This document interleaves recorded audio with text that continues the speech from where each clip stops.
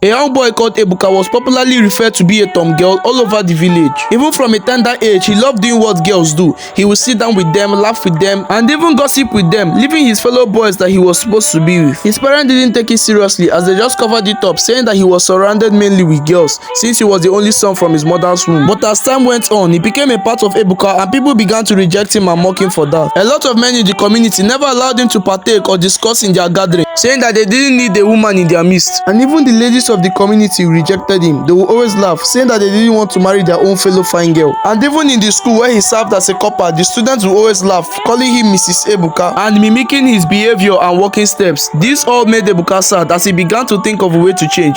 He tried changing, but it was so difficult on him. A lot of village women always mocked his mother. They would always laugh, saying that she successfully gave birth to 6 girls and no boy. Even his own father never called him a son. And when his stepbrothers shared his father's properties, they didn't give him anything, saying that there was no property left for a woman. This made Ebuka feel very sad as his father was in support. He just cried all night while his mother comforted him, and then she gave him an idea. Very early the next morning, Ebuka packed all his belongings and left for Onitsha main market. 10 years later, Ebuka drove into the community with a brand new Lamborghini. A lot of people could not believe their eyes, especially those who had mocked and rejected him, including his own father. They all stood in shock as they watched him hug his mother, and then Ebuka smiled and said, "Sometimes the bad things people set for us are actually what will push us to our destiny, because when favor locates a man, it doesn't matter how the man behaves or looks, it will just give to him what he doesn't even merit with ease."